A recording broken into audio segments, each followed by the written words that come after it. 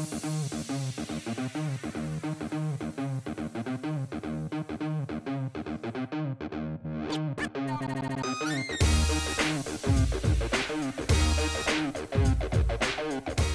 this is Marc, Katz, dating coach for smart, strong, successful women, your personal trainer for love.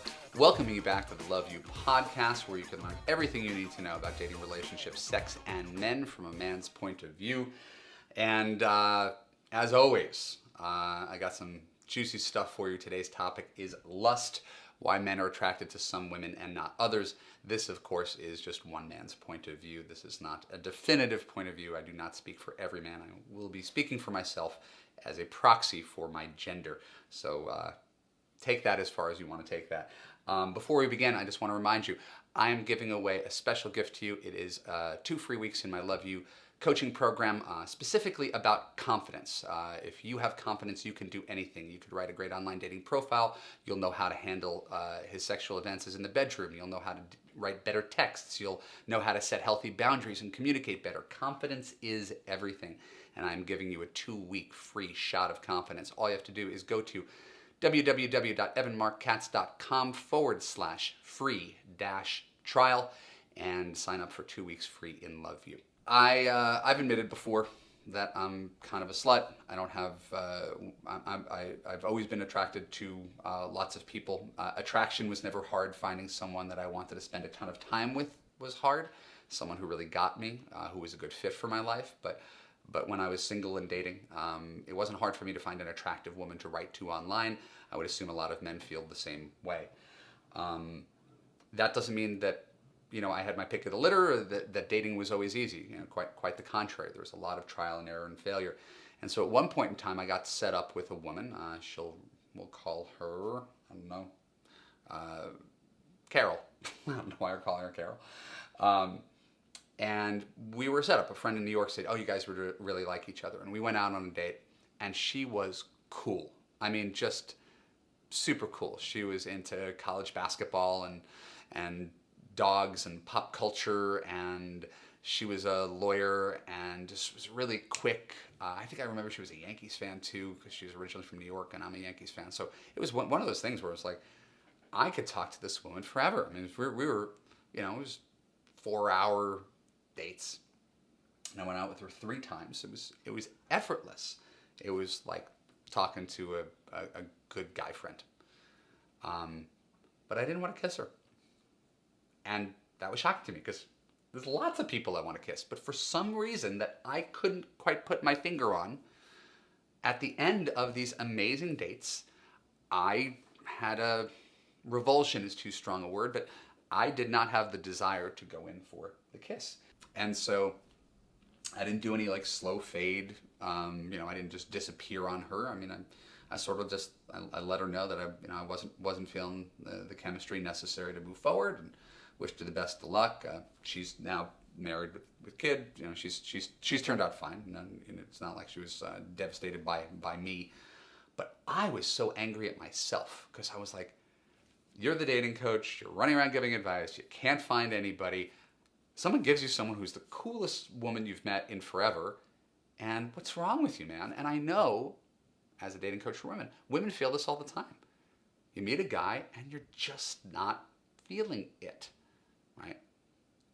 I want to give you the validation. You're allowed to not feel it. Attraction is not a choice. It comes from deep within, right? But it does make you beat yourself up. This person's really, really great.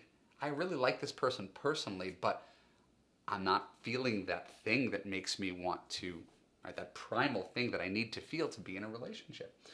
So there's a dating coach, his stage name is David D'Angelo, and he's the first person I heard say attraction is not a choice, and very glad to give him credit for that. It sounds shallow, but it's surprisingly profound. When it comes to the first few dates, attraction is not a choice. I mean, you've heard this statistic. A guy will know if he wants to have sex with you in the first couple seconds of seeing you. Right? That's not within your control. It helps to look nice, but at the end of the day, it's either there or it's not. It's not going to have a chance to build. I went to Wikipedia, the source of everything, and I looked up the word lust. I'm going to read it to you. Lust is the feeling of sexual desire. Romantic attraction determines what part what partners mates find attractive and pursue, conserving time and energy by choosing. And attachment involves sharing a home, parental duties, mutual defense, and in humans involves feelings of safety and security. These are 3 distinct neural circuitries, including neurotransmitters and 3 behavioral patterns associated with these romantic styles. This is from the page called Love on Wikipedia. Lust, specifically, is the initial passionate sexual desire that promotes mating, sex, and involves the increased release of chemicals such as testosterone and estrogen. These effects rarely last more than a few weeks or months. So as I've previously stated, think of those times that you felt the most intense chemistry or lust. It wasn't rational. It wasn't because a person was a good person or marriage material, or that you saw a peaceful long-term future. It was just an animal attraction. And so I don't do much preparation for these, despite the notes. I don't I'm kind of winging it every time I talk here. But I took the time before I got here to think of the times in my life when I felt the most intense lust, where it stuck out for me. The same way you could remember the times in your life when you got injured, right? Like childhood injuries when you're 6, you can remember it. It's like traumatic. The times that I felt the most lust are somewhat illustrative, and I wrote them down. It was my first kiss in 1986. I was waiting 15 years for that, so there's a lot built up. One of them was watching a girl who I tutored play piano in 1989. I was a senior in high school. I was tutoring her because I was a dork and she was cool, and she was playing piano. I was like, oh my God, I want her so bad, but I was the dork who couldn't make a move. I was hooking up with a British traveler here in the United States in 1998. There was the 4 months that I dated my perfect 10 girlfriend in 2000. There was a weekend tryst with a woman from New York in 2002. There was a wicked crush I had on someone that I played softball with in 2003. And there was another wicked crush I had on a neighbor in 2006. And those are just the ones that stood out, right? And in a lifetime of meeting thousands of people, this is 7 examples or so of things that stood out in my mind that to this day make me melt. Out of all those examples, one turned out to be a girlfriend. And that was the most disastrous relationship I ever had. Half of my other most intense experiences were nothing more than crushes, right? Unconsummated, just feelings towards someone that I physically admired from afar or anear, but never actually did anything about, right? People I never even kissed, but people who had a strangely powerful effect on me. Right? So I'm using myself as a way for you to get into the psychology of lust and how primal and irrational it is, right, to want to have sex with a stranger, essentially, based on nothing, based on looks, hormones, pheromones, brain chemicals, right, that say nothing about that person's kindness, humor, character, compatibility. It's just a feeling. And that's the crazy thing about lust. It's temporary, it's chemical, and it's not connected to anything larger, right? It's just about sex. So the effects of lust were like the effects of getting drunk or getting high. They had no correlation to real life happiness. Looking back on my own list, maybe you can make your own list. Maybe you can learn from your own lust list. If I met some of these women today, we wouldn't even be friends, right? That's the thing about lust. It's not about friendship. It's not about companionship. It is just about sex. And we're strangely prudish about talking about sex. It's awkward. It's awkward for me to talk to you about the times I lusted after other women back in my 20s and 30s. Right? But you can't really teach about lust. You could talk about lust. You can't teach it. Right? It's visceral, instant attraction. So why would I do a Love You podcast if there's nothing actually to teach? I personally think that there's an idea that we can explore together. Lust is not a conscious choice. We've established that. We've established that lust, while intoxicating, doesn't necessarily make for a happy relationship. And if you look at the people you lusted after, can you draw some broad conclusions about them? I'll bet you can. So I want to emphasize before I get into this section that no advice is one size fits all, right? Just because this is my view on it doesn't mean it has to be your view on it. And people lust after different things. I'm what is known as sapiosexual. I've always lusted after women with really powerful brains, really smart women. That was my aphrodisiac. But there's some women out there who lust after big, beefy muscle heads, and some women lust after brilliant nerds, and some women lust after guys with pretty boy looks, and some women lust after guys who are edgy and they got tattoos and piercings, and different strokes for different folks. So I'm not going to explain why, right? Go back into your childhood and explain why or draw these conclusions. My point is simply that there's a lid for every pot, right? Some pots, however, have more lids than others, right? If your taste or fetish is really, really rare, right? If you have some sort of sexual fetish where you like to dress up in a Barney costume, then it's going to be hard for you to find another person who wants to do that and is also compatible with you for life. There's no judgment on you, but the more mainstream you taste, the more people you have to choose from, obviously, and the more mainstream you are, the more people are going to be likely to choose from you. I always think of when I was working at JDate, there was a guy on JDate. It was a Jewish dating. He had dreadlocks, and I was like, "There's your problem. Like, I don't want to argue with you, but Jewish girls are usually not looking for guys with dreadlocks." He's like, "But this is who I am." I said, "Okay, then keep your dreadlocks, but don't complain that no Jewish girls who are looking for doctors and lawyers want a guy with dreadlocks." I don't judge you in the least. If your dreadlocks is more important than dating a Jewish girl, you might need to go to a different community where dreadlocks are more popular, but it's not going to be JDate. So we all sort of make our choices. So when it comes to lust, you can't try to cater to everybody. I would never tell you to get tattoos because some guys like them, or fake breasts because some guys like them. Regardless of what you see in women's magazines, the truth is that the brain is the biggest sex organ. The problem is we don't fully understand it. We only know when it sends us these powerful subconscious signals that we're drawn towards someone. So in the second half of the podcast, I'm going to explain why men are attracted to some women more than others. There's going to be a prescriptive thing for this. I really encourage you to stick around and explain how you can get guys more attracted to you. My name is Marc Katz. This is the Love You Podcast, and we will be right back.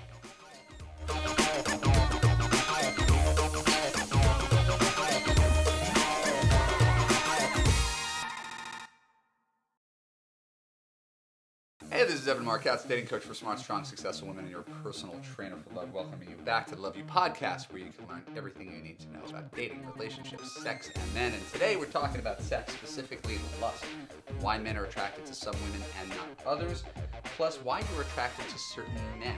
So I always think it's interesting to look at things from different angles. And so I started with thinking of my little lust list that I gave in the first half of the podcast, and I wanted to throw some ideas out at you to see if you could identify with why you felt lust. Because again, we're trying to go deeper. Yes, we know what lust feels like, but why? Why does something trigger? So for me, I made a list of 4 things right off the top of my head. Number 1 was excitement, right? Just it's been a long time. The anticipation is really high. If you're just sort of disproportionately excited, or it's been a long time, or this is someone that you've admired from afar forever, there's a sort of mental buildup. So excitement factors into lust. When the person is oblivious, I've discovered, it creates lust. There's an unequal playing field. Our cameraman was just talking about putting someone up on a pedestal. In my situation, I could see that. There was the girl who played piano, who I tutored, who I lusted after. There was my softball crush. There was my neighbor. And the power that they had over me, right? Whether they acknowledged it or knew it or not, and I suspect they did because I couldn't have been particularly cool, they never broke character. They never let on that they knew that I was gaga about them. And therefore, they never shot me down. They never made me feel bad. They just seemed to enjoy the tension and just act oblivious to it. And it just made my fantasy life heat up. The more they were oblivious to me, the more I was excited about them.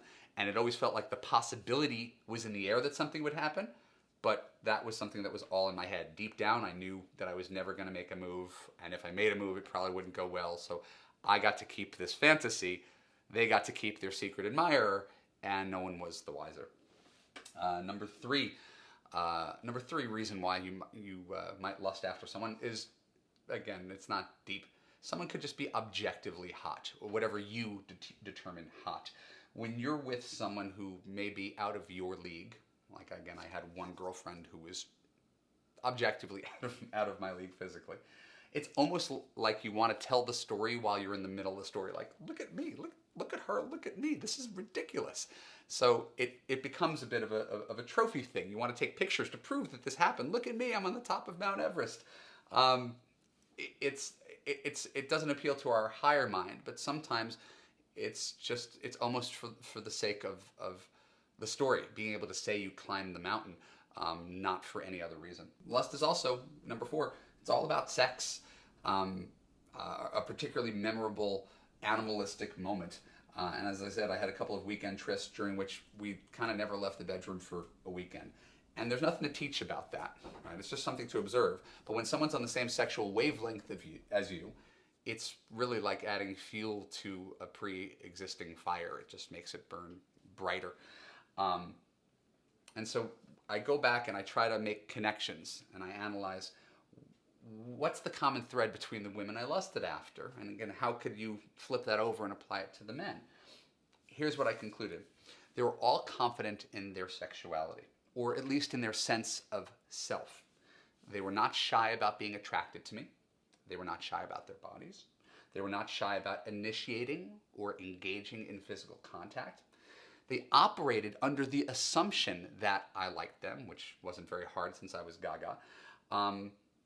And because they were so confident that I liked them, they knew they could do no wrong.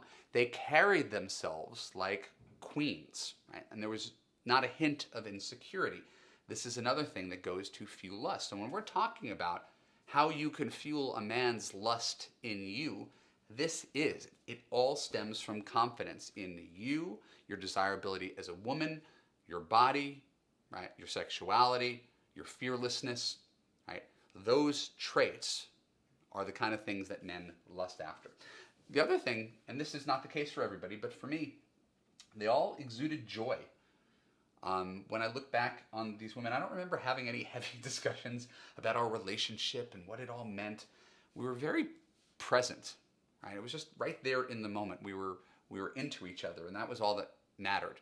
So, as you know, since I'm a dating coach for women, and I try to weave my personal experience into something that you can take away, what is this?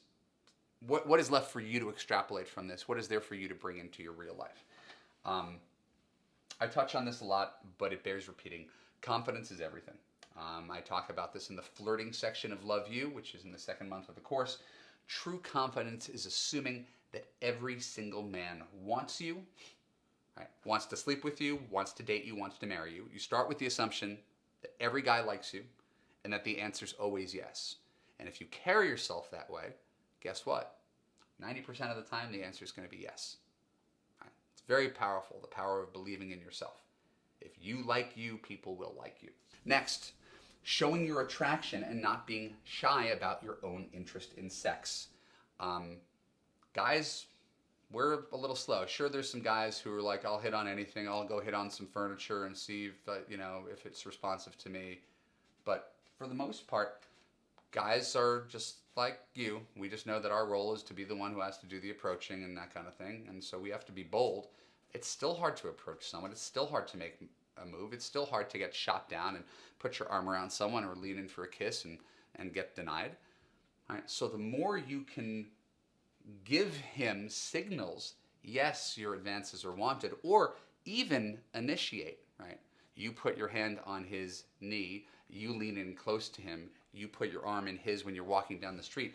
Any subtle signal that lets him know, I'm attracted to you, you can proceed, it's working, that's going to embolden even a shy guy to be more confident and be willing to take the chance.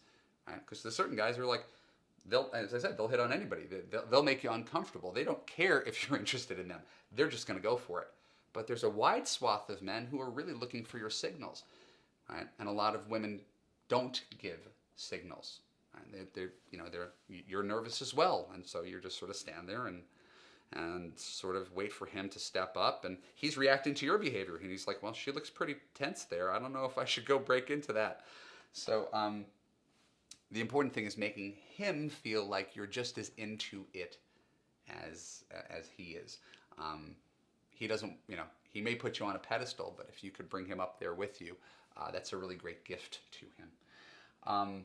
And as I said, not being nervous about your body or your future. If you show him, right, and those are two separate things, being comfortable in your own body, being able to have sex with the lights on, not being ashamed of taking off your shirt or taking off your pants, or just being very free. Didn't say it's easy, but there's a little bit of fake it till you make it. What would a confident woman do here? Let's do that. Let's act like a confident woman would, and let's see how people respond to it. So you can't be nervous about your body, nor can you be nervous about your future. You can't go into a sexual encounter thinking, where's this going? I hope he calls me again. I really like this guy. Like, now you're in your head and you're not in the present, right? And that's going to kill the vibe and the momentum, right? Hopefully you are not having sex. If you're listening to me, you're not having sex with someone who isn't your boyfriend anyway. So you don't have to spend any time thinking about your future. Your future is already safe. He's committed to you. I want to pivot just for the last few minutes of this podcast, because I found myself thinking of an old blog post I've written. Now, I've written over 1,000 blog posts on evanmarckatz.com. We get over 1 million people a month coming there. And it was about why women are attracted to certain men. And I want to quote from it. It's weird to quote yourself, but it felt appropriate. Since I'm talking about why men lust for certain women, I thought it was interesting to talk about why women lust for certain men. And my thesis, and it is always just a thesis, is that women are attracted to confident men who display passion and proficiency. Passion is all about effort and energy and devotion. It's about living, breathing, and embodying something. It's about being so immersed in a subject that one can't tell where it begins and you end. If you're passionate, but you're not talented, whether it's as an artist, a businessman, or a lover, you're not getting anywhere. Right? Passion in and of itself is, you could be the most passionate stand-up comedian, but if you suck at stand-up comedy, it doesn't do any good. The flip side of passion are people who are truly gifted and talented, but squander their gifts due to indifference, fear, or laziness. For example, there's a musician who wants to be in a band, but he refuses to answer ads to audition. Or there's an entrepreneur who has an amazing business concept, but won't share her idea to begin developing it. Or there's the woman who wants to be a party planner, but won't apprentice on the side to learn the craft. Notice the word but in each sentence. But is the reasonable excuse that we make up and treat as if it's true. When you remove the but, no excuse becomes reasonable. Unreasonable people are the ones who move mountains. So if you ask women, and I have, what is it about a rock star that really gets them? It's a combination of passion and proficiency. It's the confidence exuded by someone who gets up on stage and performs, knowing that he can successfully entertain a crowd. Rock stars and athletes are just the most visible entertainers that we have.